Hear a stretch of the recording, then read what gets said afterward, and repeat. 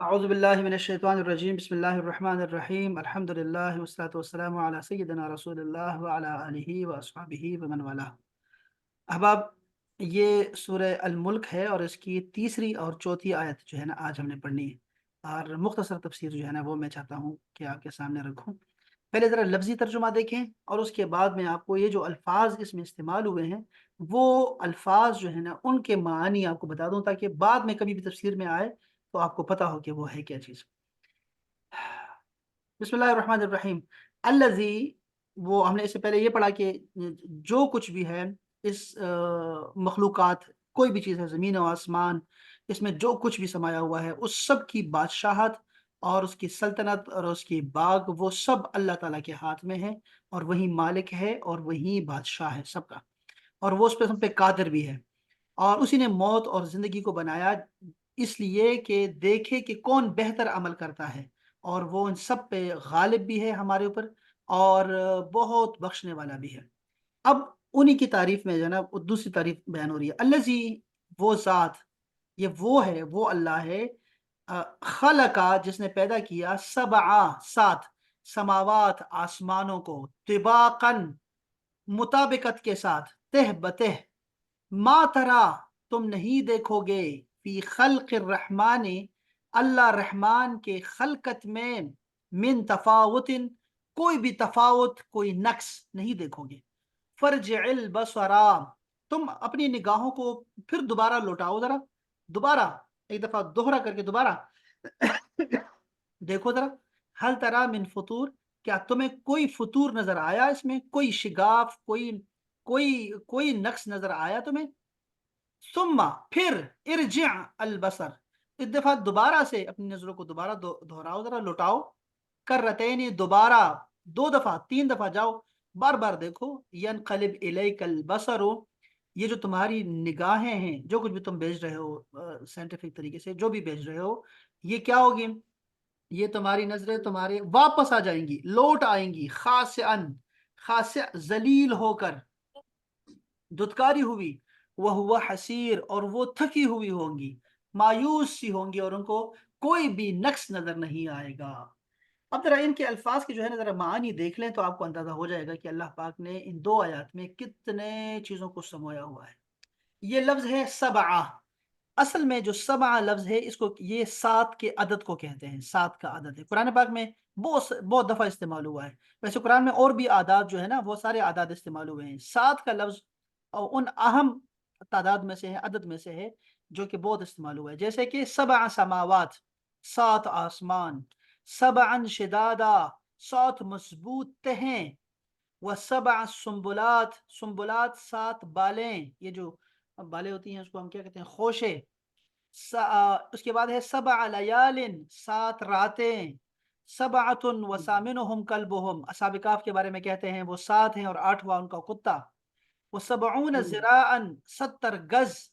ذراع، 70 مرتن، 70 مرتبہ۔ آیت اس کے ایک اور بھی ہے کہ سبعن من المثانی، 7 آیتیں آپ کو عطا فرمائی ہیں کہ جو 2 دفعہ آپ کو عطا فرمائی ہیں، یا پھر وہ ہر رکعت میں دہرائی جاتی ہیں۔ اسی طرح سبع طوال کا لفظ استعمال ہوتا ہے، ایک ٹرم ہے السبع طوال، یعنی کہ سورہ بقرہ سے لے کر سورہ اعراف تک جو لمبی لمبی صورتیں ہیں، ان 7 صورتوں کو سبع طوال کہتے ہیں۔ اس طرح اسبوع، اسبوع کا جو لفظ ہے یہ ہفتے کے لیے عربی میں استعمال ہوتا ہے، یعنی کہ 7 دنوں کا مجموعہ۔ اسی طرح سبع جو کہتے ہیں یہ درندے کو بھی کہتے ہیں، جو درندہ ہوتا ہے ان کو بھی سبع کہتے ہیں، کیونکہ ان کی قوت پوری ہوتی ہے، پوری قوت ہوتی ہے، جیسا کہ 7 کا عدد ایک عدد تام ہے، پورا عدد ہے، اس وجہ سے تو یہ سبع کا آپ نے دیکھا، قرآن مجید سے دیکھا، تو یہ ہے مفردات القرآن جو ہے نا امام راغب اصفہانی، وہ بہت ضروری ہے، وہ سب کے لیے جب بھی کوئی تفسیر پڑھتا ہے نا، کوئی بھی تفسیر لکھی ہے اس وقت تک، جو بھی تفسیریں آپ دیکھتے ہیں نا ان سب میں اس تفسیر سے مدد لی جاتی ہے۔ یہ تفسیر نہیں ہے بلکہ یہ ہے نا، یہ قرآن کے الفاظ ہیں۔ اب تو بہت ساری کتابیں آ گئی ہیں، وہ سب کتابیں جتنی بھی آپ دیکھتی ہیں وہ سب کتابیں ان سے جو ہے نا وہ لیتی ہیں، فیض لیتی ہیں، امام راغب اصفہانی کی مفردات القرآن سے۔ اچھا، اس کے بعد ہے سماوات۔ تو سماوات کیا ہے؟ یہ دیکھو، سین میم اور وہ سمو، آپ کا جو اسم ہوتا ہے، اسم، یہ نام، یہ بھی ایسی چیز ہے، علامت کو کہتے ہیں، یا سموف کا مطلب ہوتا ہے بلند، عالی، تو समा हर शे के बालाई हिस्से को कहते हैं। कोई जिस चीज है, कोई चीज है उसकी जो ऊपर चीजें होती है ना, उसके बालाई हिस्से को समावात कहते हैं, आसमान कहते हैं, ठीक है, समा कहते हैं। बाज ने ये कहा है कि हर समा अपने मातहत के लिहाज से तो समा है, लेकिन अपने माफोक के लिहाज से वो अर्ज है। ठीक है जी, यानी कि वो नीचे वाले के लिए तो आसमान है, लेकिन ऊपर वाले के लिए जमीन है वो। आयत में अल्लाह पाक ने फरमाया कि अल्लाहुल्लज़ी खलक सबअ समावातिन व मिनल अर्दि मिस्लहुन्ना, अल्लाह पाक ने 7 आसमान बनाए हैं और उसी तरह 7 जमीनें बनाई हैं। अब वो 7 जमीनें कहाँ हैं, उसकी तलाश में फिर हम बहुत सारी हमारी जो है वो चलती रहता है, बहुत सारी बहुत बड़ी बहस है। लेकिन ये भी तो हो सकता है ना कि ये जो आसमान है ये खुद भी जमीन है अपने ऊपर वाले के लिए, इस मानी में जिसको हमने ऊपर बयान किया है। खुदा ही ने तो 7 आसमान पैदा किए हैं और वैसे ही ज़मीनें पैदा की हैं। इसी पर महमूल किया हुआ है, यानी कि इसी से मतलब ये निकाला हुआ है। इसी तरह एक और लफ्ज़ आया तबक, जैसे ना तिबाकन, तबक। तबक क्या है? तबक हमारे उर्दू में प्लेट को कहते हैं ना, प्लेट को, जिसके मानी एक चीज़ के ऊपर उसके बराबर दूसरी चीज़ रखना। एक ही चीज़ आपने रखी है, उसके ऊपर दूसरा पराठा, जैसे डबल पराठा होता है हमारे यहाँ, उसको तबक बोलते हैं। एक पराठे के ऊपर दूसरा पराठा रखना, इससे मुताबिकत आती है। ये ताबकत नाल कहते हैं अरब में, यानी कि एक कदम पे एक कदम रखना, पैरवी करना, फॉलो करना। तो वो आप पैरवी क्या करते हैं कि उसके कदम पे कदम रखते होते हैं, ये है मुताबिकत। अच्छा, इसी तरह और कभी इस चीज को कहते हैं जो दूसरे के मुताबिक और मुवाफिक हो, जैसे तमाम उन अल्फाज का हाल है। अच्छा, जैसे दो मानों के लिए वजह किए जाते हैं और फिर किसी एक माना में इस्तेमाल होने लगते हैं, उन सब को कहते हैं मुताबिकत। यार ये मुताबिक है, उसके मुताबिक है। हाँ, जैसे मैं कहता हूँ कि हिजरी साल जो है, अच्छा वो ये जो 4 शव्वाल है, ये मुताबिक है 13 अप्रैल के, तो वो मुताबिक होता है, मुवाफिक होता है। तिबाकन, अल्लाह पाक ने फरमाया कि अल्लाह ताला ने 7 आसमान बनाए हैं, लेकिन तिबाकन बनाए हैं, यानी एक के ऊपर दूसरा बनाया हुआ है, एक के ऊपर दूसरा बनाया हुआ है। इसको कहते हैं तह बतह बनाया हुआ है। जैसे प्याज होते हैं, प्याज के तह होती हैं, लेकिन प्याज में तो ये होता है कि दरमियान में कोई खला नहीं है। आसमानों के अंदर खला है और वो किसी वजह से है। ये हमारे ऊपर जमीन के ऊपर कुछ नहीं गिरता ना, इसको अल्लाह पाक ने कहा है सब अन शिदादा, मैंने तुम्हारे ऊपर सब अन 7 जो है तह बनाई हैं बड़ी मजबूत किस्म की। तो ऊपर से कुछ भी गिरता है ना, वो हमारी जमीन तक नहीं पहुंचता, उससे पहले ये खत्म हो जाता है। तो ये है उसका कमाल है इसका, अल्लाह पाक ने जो चीज़ इसके बारे में फरमाया। ज़मीन को बड़ा ही डिज़ाइन किया हुआ है अल्लाह ताला ने हमें ज़िंदा रखने के लिए। सूरज को और चाँद को ऐसी जगह पे रखा है कि वो जो है वो हमें ख़राब नहीं करते, हमें हलाक नहीं करते हम लोगों को। और हम जो है यहाँ पे अमल के लिए छोड़ दिए गए हैं कि देखते हैं कौन बेहतर अमल करता है। अच्छा, इसी तरह एक लफ्ज़ आया तफ़ावुत, ये मा तरा फ़ी ख़ल्क़िर रहमानि मिन तफ़ावुत, तफ़ावुत का लफ्ज़ है। तो ये तफावत क्या है? ये फोथ, आपने सुना होगा, फोथ हो गया, वो फोथ हो गया यानी हाथ से निकल जाना। ये देखो लफ्ज सीख लो, फोथ का मतलब होता है हाथ से निकल जाना। किसी ओहो मेरी नमाज फोत हो गई, या वो और भी बहुत सारे अल्फाज हम उर्दू में इस्तेमाल करते हैं। किसी चीज का इंसान से दूर हो जाना, कि उसका हासिल कर लेना उसके लिए दुश्वार हो जाए। लिकै ला तअसु अला मा फातकुम, अल्लाह पाक ने फरमाया ताकि जो मतलब तुमसे फोत हो गया है, हम्म, ना कि जो मतलब तुमसे फोत हो गया। चलो, तफावत का लफ्ज है। तफावत तफाउल के वजह के मानी में है कि दो चीजों के औसाफ मुख्तलिफ होने के हैं, मुख्तलिफ। ये देखो मुताबिकत था ना, मुताबिकत का एक जैसे थे वो। अब यहाँ तफावत उलट है, बिल्कुल मुख्तलिफ होते हैं। गोया एक का वसफ दूसरी का, या हर एक का वसफ दूसरे को फोत कर रहा होता है। कुरान में फरमाया कि मा तरा फी खल्क़िर रहमान मिन तफावत, क्या तू खुदाए रहमान के आफरीनिश में कोई नक्स दिखता है तुम्हें कोई? यानी इसमें कोई भी बात हिकमत के खिलाफ नहीं है, तफावत नहीं रखती एक दूसरे से। रुजू एक लफ्ज इस्तेमाल हुआ, फर्जिल। कौन मुझे मैसेजेस किए जा रहे हैं, अल्लाह माफ फरमा, माफ कर दे। बाजियां है ना, बाजियां हैं बस लगी हुई हैं, 5 मैसेज कर दिए। अच्छा जी, तो रुजू का मतलब होता है, इसका असल मानी किसी चीज के अपने क्या लिखा है, अपने मयार, अपने मदार है, मदार है कि क्या होता है, तकदीरी की तरफ लौटने के हैं, अपनी जो भी उसका जो जो मबदा होता है। ये देखो इसको मैं, ये देखो ना मैदा लिखा हुआ है, कैसे उस्ताद पढ़ेगा? ये है मबदा, इसको मैं मबदा बना रहा हूँ, ठीक है। मबदा जहां से वो शुरू हुई थी ना, اس کو مبدا بولتے ہیں، جہاں سے وہ شروع ہوتی ہے، تو اپنے حکیمت حقیقی اور تقدیری کی طرف لوٹنے کے ہیں، خواہ وہ کوئی مکان ہو یا فعل ہو یا قول ہو۔ دیکھیں،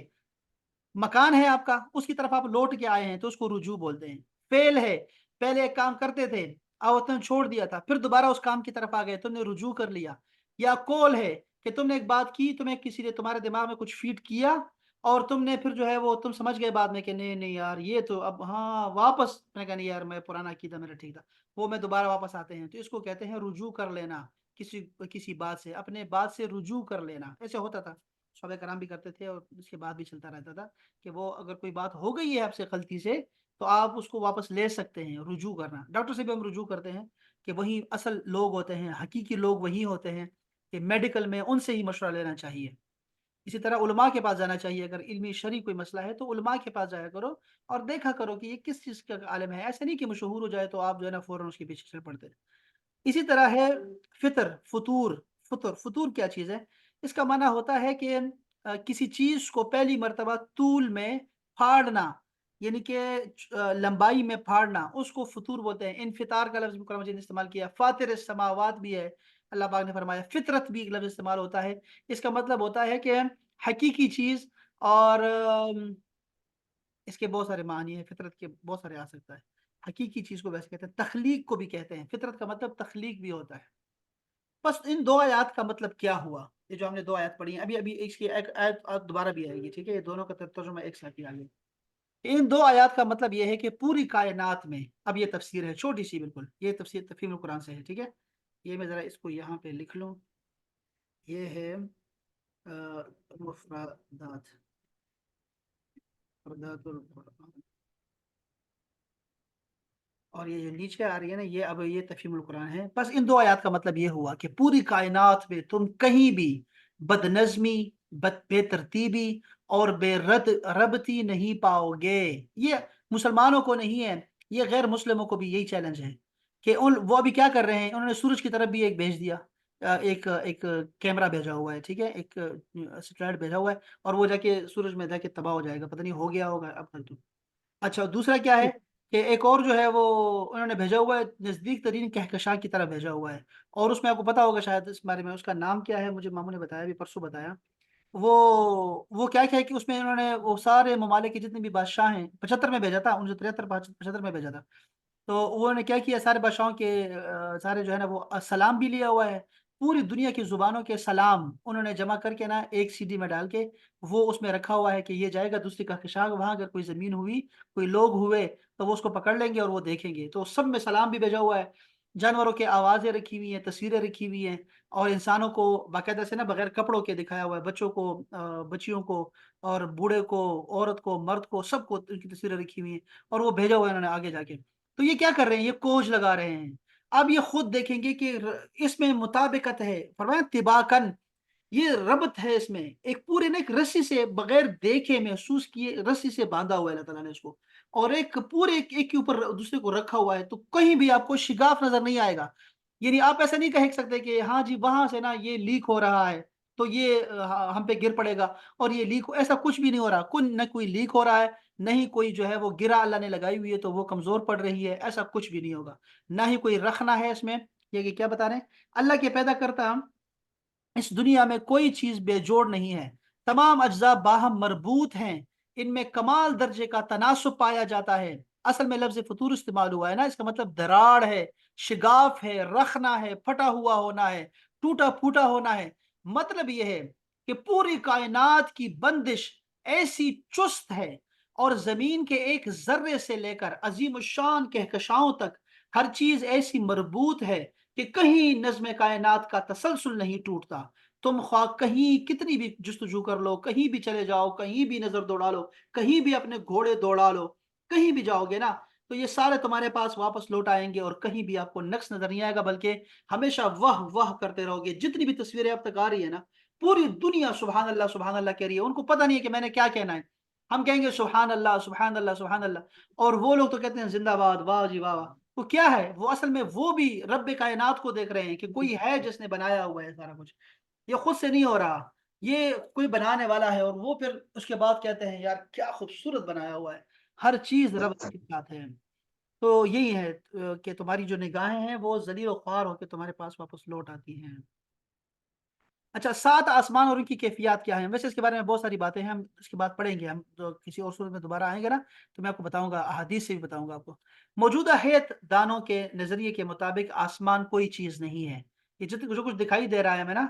یہ سب کچھ جو ہے وہ خلا ہے، یہ کہتے ہیں، ٹھیک ہے؟ آسمان کوئی چیز نہیں ہے، فقط حد نگاہ کا نام ہے۔ حد نگاہ کو ہم آسمان کہتے ہیں، یہ عام لوگ کہہ رہے ہیں، ٹھیک ہے، سائنسدان کہہ رہے ہیں۔ اور یہ جو نیل گو چھت ہمارے سروں پر سایہ کیے اور جھکے ہوئی نظر آتی ہے، تو اس کی یہ رنگت محض فضا کا رنگ ہے جو ہمارے چاروں طرف محیط ہے، جبکہ کتاب و سنت سے ہمیں یہ حقیقت معلوم ہوتی ہے کہ آسمان ٹھوس حقیقت کا نام ہے،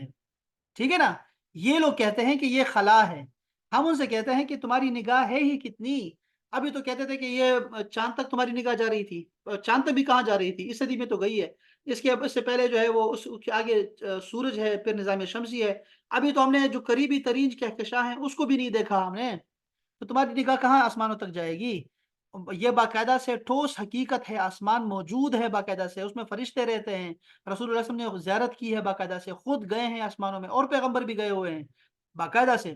تو ان کی تعداد 7 ہیں اور ان میں دروازے بھی ہیں، دروازے ہیں باقاعدہ سے، پھر یہ ایک دوسرے کے اوپر ہیں، ایک کے اوپر دوسرا، دوسرے کے اوپر تیسرا، اعلی حاضر القیاس، یہ تہ بتے ہیں بھی ہیں اور مطابقت بھی رکھتے ہیں آپس میں، یہ باقاعدہ سے موجود ہے۔ اور یہ میں آپ کو دکھاتا، لیکن اب ہمارے پاس وقت کی کمی ہے، ورنہ میں آپ کو یہ سارے آسمان دکھاتا کہ یہ آسمان کیسے ہیں اور یہ کیسے چل رہے ہیں، اس میں انشاءاللہ ہمارا کبھی انشاءاللہ رہا نا قرآن اور سائنس کے، اگر ہمارا کوئی ٹاپک رہا انشاءاللہ، تو پھر ہم وہ آیات جمع کریں گے جو سائنس کے ساتھ مطابقت وہ رکھتی ہے، اور وہ سائنس ان کو لے کے چل رہی ہے، ان آیات کو لے کے، یہ ہمیں بتاتے نہیں ہیں۔ دوسری آیت یہ ہے کہ دیکھو ثم ارجع البصر کرتین ينقلب الیک البصر بصر خاسئا، یہ دیکھو خاسئا کا لفظ ضروری ہے، وہو حسیر، کہ یہ جو تمہاری نگاہ ہے اس کو دوبارہ ذرا لوٹاؤ، دیکھو یہ تمہارے پاس واپس آ جائیں گی، ذلیل و خوار ہو کے تھکی ہوئی لوٹ آئے گی، کوئی بھی نقص تلاش نہیں کر پائے گی۔ قلب ایک لفظ استعمال ہوئے ینقلبو، تو قلب کا معنی کیا ہے؟ اشے کے معنی دیکھو کسی چیز کو پھیرنے کے ہیں، قلب الشے کا مطلب ہوتا ہے کسی چیز کو پھیر دینا، الٹ کر دینا، ایک حالت سے دوسری حالت کی طرف پلٹنے کو کہتے ہیں۔ انقلاب کا معنی یہی ہوتا ہے کہ تختہ پلٹ دینا اور حالات بدل دینا بالکل۔ وَمَن يَنْقَلِبُ عَلَىٰ عَقِبَيْهِ، اور جو الٹے پاؤں پھر جائے، اللہ پاک نے فرمایا، دوسری جگہ فرمایا اِنَّ إِلَىٰ رَبِّنَا لَمُنْقَلِبُونَ، سنا ہے آپ لوگوں نے، اور ہم لوٹ کے جانے والے ہیں۔ اسی طرح خاص عن کا لفظ بڑا ضروری ہے کہ خساءت الکلب فخسا، یہ یعنی دھتکارا، میں نے کتے کو دھتکارا تو وہ دور ہو گیا، خاص کا لفظ ہے، اور کسی کو دھتکارنے کے لیے عربی میں لفظ استعمال ہوتا ہے اخساء۔ اگر اللہ پاک نے قرآن مجید میں کیا فرمایا سب کو پتا ہے، قُلْنَا لَهُمْ كُونُوا قِرَدَةً خَاسِئِينَ، تو ہم نے ان سے کہا کہ یہودیوں اور بنی اسرائیل سے کہ ذلیل و خوار بندر ہو جاؤ، یہ خاسئین کا مطلب ہوتا ہے ذلیل و خوار ہو جانا، اسی سے خساء البصر ہے، یہ خساء البصر، ہاں کیا کہ محاورہ ہے کہ اس کے معنی ہوتا ہے کہ نظر درماندہ ہو کر واپس آ جائے اور کچھ بھی جنا نقص تلاش نہ کر پائے، اور یہ تلاش کرتے ہیں، آپ کو نہیں پتا کہ جتنے بھی ایتھیسٹ ہوتے ہیں نا، یہ انسانوں میں جو نقص ہوتے ہیں نا وہ لے کے کہتے ہیں دیکھو تمہارا خالق ہے، 2 دڑ کا بچہ بنا دیا ہے، 2 سروں کا بچہ بنا دیا ہے، دیکھو ڈاکٹروں نے ٹھیک کر دیا، ڈاکٹر ٹھیک کر سکتے ہیں، تمہارے رب نے ایسے کر دیا، دیکھو کیسا گندا لے کے آ گئے، دیکھو ایسے نظام، دیکھو یہاں پہ کتنے قتل و غارت ہو رہا ہے، تمہارا رب کہاں ہے، ایسی باتیں کرتے ہیں۔ ہم لوگ تو اولیاء کے پیچھے ایسی باتیں کرتے ہیں کہ وہ دیکھو نا فلاں ولی جو ہے اپنے آپ کو نہیں بچا سکا، اپنے دربار کو نہیں بچا سکا، یہ تو اپنے سے مچھر اور مکھی کو نہیں ہٹا سکتا، ایسے کہتے ہیں یہ بے وقوف لوگ درباروں کے بارے میں، یا کسی بھی ولی اللہ کے جو اس نے ساری زندگی اللہ کے ذکر میں گزاری ہوتی ہے، اللہ کو دیا ہوتا ہے، بے وقوف لوگ ہیں جو یہ ایسی باتیں کرتے ہیں، چونکہ خانہ کعبہ کا بھی یہ حال ہے، خانہ کعبہ کو بھی کتنی دفعہ جلایا گیا ہے، کتنی دفعہ گرایا گیا ہے، کیا نہیں ہو رہا وہاں پہ، حرم کے اندر کیا نہیں ہوتا، مسجدوں کے اندر کیا نہیں ہوتا، روزانہ چپلیں چوری ہوتی ہیں، تو اللہ تعالیٰ کیا اب کیا مسجد جانا چھوڑ دیں ہم لوگ کیا، اور اس کو بھی کہیں کہ یہ ذل و خوار ہو رہا ہے، یہ ایسی بے وقوفی والی باتیں ہیں۔ تو یہ کیا کرتے ہیں یہ لوگ نقص تلاش کرتے ہیں، اور وہ نقص جیسے جو مچھر ہوتا ہے گندگی چیز کو لیتا ہے، وہ مکھی جو ہوتی ہے ایسے ہی کرتے ہوتے ہیں، تو یہ ایتھیسٹ ایسے کر رہے ہیں کہ ہم تو اپنے مسلمانوں کے خلاف لگے ہوئے ہیں نا، ایتھیسٹ ہمارے خدا کے پیچھے لگے ہوئے ہیں، وہ کہتے ہیں دیکھو یہ تمہارے رب نے کیا غلط چیز بنا دی ہے، دیکھو یہ غلط کر دیا اس نے، یہ غلط کر دیا، یہ غلط کر دیا، یہ سائنس نے ٹھیک کر دیا، دیکھو سائنس نے کیسے زبردست پودے بنا دیے، اللہ نے ایک پودا بنایا تھا، ہم تمہارے لیے جو ہے تین اس کے تین بنا دیں گے تمہارے لیے۔ ایسے باتیں کرتے ہیں کہ آپ حیران ہو جائیں گے۔ اور مجھے اکثر میرے شاگرد جو ہے وہ ڈال دیتے ہیں کسی ایتھیسٹ گروپ میں، تو میں کہتا ہوں یار توبہ کریں، یہ کیا ہے، دماغ بندے کا پھر جاتا ہے بالکل۔ اس لیے میں ہمیشہ کہتا رہتا ہوں کہ آپ لوگ ہمیشہ اچھے لوگوں میں بیٹھا کریں، اور یہ صحبت جو ہوتی ہے یہ ایسی ہوتی ہے جیسے لوہار ہوتا ہے، لوہار، وہاں تمہارے اوپر نا چنگاریاں آئیں گی، ایسے نہیں کہہ سکتے کہ میں لوہار کے پاس بیٹھوں گا اور مجھے جو ہے نا چنگاری کچھ نہیں کہے گی، کچھ نہیں کہیں گے، کپڑے جلا دے گی تمہیں جلا دے گی۔ عطار کے پاس بیٹھو تاکہ وہاں سے خوشبو آئے، اچھے لوگوں کے پاس بیٹھا کرو۔ یہ نہیں ہو سکتا کہ آپ لوگ گندے نالے کے سامنے بیٹھے ہوں اور کہیں نہیں میں تو نہیں اتر رہی، میں کون سے اس میں مچھلی پکڑ رہی ہوں، میں کون سے اس میں ہاتھ ڈال رہی ہوں۔ یہ پانی گندا تمہارے اوپر آئے گا ہی آئے گا، ضرور آئے گا۔ تو یہ جو ایتھیسٹ ہوتے ہیں ان کے گروپوں میں اگر چلے گئے نا تو ایمان سے ہاتھ دھو بیٹھو گے بالکل بھی۔ آپ یہودیوں کے پاس بیٹھ جاؤ، عیسائیوں کے پاس بیٹھ جاؤ، آپ دیکھیں گے کہ آپ تباہ ہو جائیں گے، برباد ہو جائیں گے، ان کے اخلاق سے متاثر ہو۔ یہ تبلیغ جماعت والے ہیں، ان کے ذرا جا کے دیکھ لو، ان کو بالکل جہلا ہیں، بالکل جہلا۔ ان میں علماء آپ کو ایسے نظر آئیں گے، دو چار نظر آئیں گے آپ کو، یعنی 100 میں سے ایک دو چار، لیکن وہ کیا ہو رہا ہے، اخلاق سے اتنے متاثر ہو جائیں گے آپ کیا کہیں گے یار ٹھیک ہے میرا سب کچھ لے لو بس، یہ اخلاق کتنا اچھا ہے۔ اتنا ہی عیسائیوں کا اخلاق اچھا ہے کہ قرآن مجید میں اللہ پاک نے تعریف فرما دی عیسائیوں کی۔ آپ ان کا رونا دھونا گرجوں میں جا کے دیکھو گے نا، حیران ہو جاؤ گے بالکل۔ اسی طرح قادیانوں کے ہیں خبیث ہیں۔ اب یہ قادیانی کیا کرتے ہیں، یہ کلمہ بھی پڑھتے ہیں، سب کچھ کرتے ہیں، مسجدیں ہیں ان کی باقاعدہ سے، قرآن پڑھتے ہیں باقاعدہ سے، اتنے صاف ستھرے رہتے ہیں، ایک دوسرے کے ساتھ مدد کرتے ہیں، غریب کو غریب نہیں ہونے دیتے، ان کو امیر بناتے ہیں ہر اپنے بندے کو۔ آپ ان کے اخلاق کو دیکھو گے کہیں گے یار یہ مسلمان نہیں ہے کیا، یہ بھی تو کلمہ پڑھتے ہیں یار، یہ بھی تو اچھے لوگ ہیں یار۔ تو یہ میں یہ کہہ رہا تھا کہ یہ جو لوگ ایتھیسٹ ہیں نا، ان لوگوں سے دور رہنا چاہیے۔ ان کے یہ جو مناظرے چلتے ہیں ٹی وی پہ سوشل میڈیا پہ، ان سے دور رہا کرو۔ ان کے مناظرے بھی آپ کو خراب کر سکتے ہیں، دماغ خراب کر دیں گے آپ کا، اور اللہ کے عقیدے سے ہی آپ جو ہے نا دور ہو جائیں گے، یہ ذہن میں رکھیے گا۔ ابھی تو ہم رو رہے ہیں اپنی چیزوں کو، چھوٹی چھوٹی چیزوں کو رو رہے ہیں، رفع دین کو رو رہے ہیں، اور پتہ نہیں دعائے قنوت کو رو رہے ہیں، بعد میں آپ اپنے اللہ کی وجود پہ آپ کا دماغ جو ہے نا وہ شک میں پڑ جائے گا۔ تو آپ نے ہمیشہ دور رہنا ہے ایسے لوگوں سے جو کہ آپ کو اپنے اپنے اصل عقیدے سے نکال رہے ہیں اور نئی نئی چیزیں آپ کے دماغ میں فیڈ کر رہے ہیں، اس سے دور رہنا ہے آپ لوگوں نے۔ اوہو یہ تو بہت بڑا جمعے کا خطاب ہو گیا میرا۔ چلو بھائی چلو، جمعہ تو ہے لیکن اب میں یہ چاہ رہا ہوں احباب کہ یار یہ ہماری جو ہے نا یہ مکمل نہیں ہوگا، یہ جو ہے ہمارا ٹاپک جو ہے یہ بھی چلتا رہے گا کل پرسوں کی۔ پورا ملک، ہاں پورا ملک کیا، سورہ ملک کیا؟ وہی کہہ رہی ہوں نا، یہ والی تو پھر کمپلیٹ نہیں ہو پائے گی۔ تو خیر ہے، اتنا دیکھو سیکھنے کو تو مل رہا ہے نا ہمیں یار، چیزیں جی جی جی ہاں جی سیکھنے تمہارا خالی اس کو میں اور شارٹ کر دوں گا نا تو پھر تو بالکل، اگر آپ کو یہ ہے کہ مفہوم بتا دیا کروں تو مفہوم پہ مفہوم لے لیں نہیں کریں گے۔ نہیں، وہ تو پھر نہیں۔ نہیں مفہوم، اگر صرف مفہوم بتانا ہو نا تو وہ تو بالکل علمی بات نہیں رہے گی، وہ تو آپ کوئی بھی تفسیر اٹھا کے نا خود سے پڑھ جی سکتے بالکل۔ ہیں۔ یہ کیا کرتے ہیں تفسیروں میں، کیا ہوتا ہے دیکھو ہر تفسیر کا مزاج ہوتا ہے، ذہن میں رکھیے گا، یہ باتیں سیکھنے والی ہیں، مجھ سے سیکھنے والی ہیں۔ ابھی ایک ہماری بچی ہے وہ مجھے پریشان کیے رکھی ہوئی کہ وہ کیوں اس نے نہیں سیکھا مجھ سے ابھی تک، یہ چیز نہیں سیکھی جو میں اصل چیز جو دینا چاہتا ہوں کہ سمجھو بات کو، کہ تفاسیر جو ہوتی ہے نا ان کی کیٹیگریز رکھی ہیں، 13-14 کیٹیگریز ہیں، کوئی سائنسی ہے، کوئی نحوی ہے، کوئی صرفی ہے، کوئی عقائد کے ہیں، کوئی تصوف کی ہے، کوئی لفظوں سے ہیر پھیر کرتی ہے، وہ سارے کیا کرتے ہیں مختلف طریقے آپ کو غذا دیتی ہیں۔ اگر آپ ایک تفسیر کو لے کے بیٹھ جائیں گے نا تو آپ نے بہت سارا حصہ جو ہے وہ ضائع کر دیا، یہ سمجھے بات کو۔ اگر ایک تفسیر لے کے بیٹھ جائیں گے اور آپ کہیں گے کہ یہ بس میرے لیے کافی ہے تو آپ نے نقصان کیا۔ یہ بات مجھ سے سیکھنے والی ہے جو آپ نہیں سیکھ رہے، میں بڑا افسوس مجھے ہوا، بہت افسوس ہوا کہ یہ بات سیکھنے والی ہے۔ یہ جدید دور ہے، ابھی آپ کو یہ جو مذاہب ہے نا ہمارے مذاہب اربعہ، اگر کوئی حنفی مسلک میں رہے گا، صرف حنفی مسلک میں رہے گا تو وہ بہت ساری چیزوں کو ضائع کر دے گا اور بہت سارے مسائل میں آ جائے گا۔ اس لیے جامع ازہر والے ہیں نا وہ شافعی ہیں، لیکن وہ کیا کر رہے ہیں، وہ لوگ جو ہیں امام ابو حنیفہ کے مسائل پہ جو ہے نا وہ فتویٰ دے رہے ہیں۔ کیوں؟ چونکہ اب دنیا گلوبلائز ہو گئی ہے نا، تو گلوبلائزیشن کی وجہ سے جو ہے احکامات جو ہو گئے ہیں وہ گڑبڑ ہو رہے ہیں آپس میں، تو ابھی ہمیں تھوڑا سا ہوشیار رہنا پڑے گا اور پڑھنا پڑے گا ہم لوگوں کو۔ اس لیے تو آپ کو یہ دیکھو یہ ساری تفاسیر کیوں اتنا دے رہے ہیں، یہ بھی تھوڑی ہے، ہمیں مزید دینا چاہیے، بلکہ ان میں سے کوئی ایسا کوئی نکلے جیسے ہم لوگ کر رہے ہیں کہ ہم لوگ جو ہیں وہ اس کے جو چیزیں ایک دفعہ آ گئی ہیں تو اس کو چھوڑ دیں ریپیٹیشن کو، اور باقی چیزوں کو لے کے ہم لوگ آیت کو سمجھے اور اس کی تفسیر کو سمجھے۔ تو یہ آپ کو کام کرنے والا کام ہے جو یہاں ہو رہا ہے۔ دیکھو بہت ساری تفاسیر ہوتی ہیں، یہ اب شروع ہو چکا ہے، دیکھو یہ بہت سارے عرب یہ ساری تفاسیر ہیں، یہ تفسیر قرطبی ہے دیکھیں پرانی، تو یہ سارے آپ کو پڑھنی پڑیں گی، تب جا کے آپ کو چیزوں کو سمجھ آئے گی، ورنہ تو یہ دیکھو بہت چھوٹا لکھا ہوا ہے، ایک آیت کا دیکھو اتنی تفسیر لکھی ہے، امام قرطبی نے لکھی ہے، جی لیکن میں کیسے چھوڑ سکتا ہوں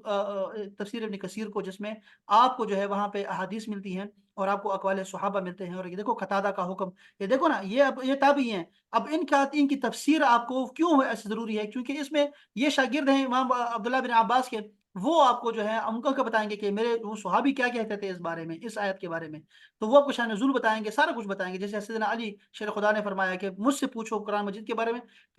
کہ مجھے ہر آیت کا پتہ ہے، اس طرح ہر صحابی کو پتہ تھا کہ کہاں اتری ہے، کب اتری ہے، کیوں اتری ہے، سب کچھ پتہ ہوتا تھا، تو یہ ہم ضائع نہیں کر سکتے یہ سارا علم، اگر میں ایک تفسیر کو لے کے بیٹھ جاؤں گا نا تو نقصان کر پاؤں گا اپنا، بہت نقصان کر جاؤں گا، تو وہ میں نہیں کرنے دوں گا آپ کو، میں چاہتا ہوں کہ ہم پڑھتے رہیں تھوڑا ہی صحیح، لیکن چلو زندگی ہے، پڑھتے رہیں گے نا یار، ایک دو چیزیں تو سیکھ ہی لیں گے نا،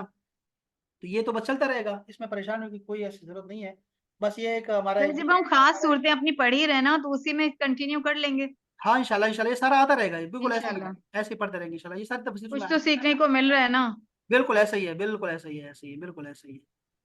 چلیں اب آپ بہت شکریہ، سلامت رہیں، یہ بندوں نے لگا ہے تو انشاءاللہ چلو پھر کل پرسوں چھٹی کرتے ہیں انشاءاللہ، اور میں چاہوں گا اگلے منڈے سے کہ 1 گھنٹے کی ہم کلاس رکھیں گے 3 سے 4 تک انشاءاللہ. یار یہ ٹائمنگ کا ذرا انشاءاللہ. دفعہ کر لو، کچھ خواتین ایسی آ رہی ہیں جو کہ وہ ٹائمنگ ان کو سوٹ نہیں کر رہی ہے والے 3 سے 4 تک، وہ یو کے کون سی خواتین؟ یہ یو کے سے کوئی خواتین اور بھی آ رہی ہے نا یار ہمارے ساتھ، جو میں نے اشتہار لگایا ہوا ہے نا یار، تو وہ اور تو ان بھی کو کیا سوٹ کر رہا ہے؟ پھر آپ ان سے پوچھیں نا. نہیں، آپ لوگوں کو سب سے پہلے تو میرے لیے آپ ہے نا، آپ کو میں نہیں کھونا چاہتا، آپ لوگ میرے ساتھ رہیں گے نا، میں آپ وہ تو آتے رہیں گے، وہ تو جاتے رہیں گے، ان کا کیا ہے. سر تو وہ کون سا ٹائم کہہ رہے ہیں اس کے حساب سے ہم لوگ دیکھیں گے نا کہ ہم لوگ اس ٹائم میں آ سکتے ہیں کہ نہیں. نہیں اگر میں نے ایک دفعہ بھی آپ نا مجھے بتائیں گے آپ کہ آپ کے لیے کتنا سوٹ کرتا ہے نا، کہ کہاں تک فلیکسیبل ہیں ہم لوگ،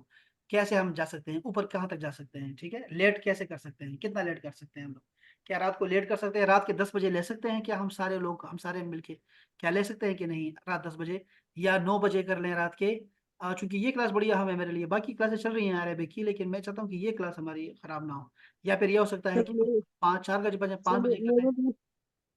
جی میرے لیے تو رات کی زیادہ سوٹیبل ہے، میرے لیے بھی یہ والی مشکل ہے. سر ہاں آپ میری لے رات سکتے ہیں کو سر. حلم والی تجوید کی کلاس ہوتی ہے سر. وہ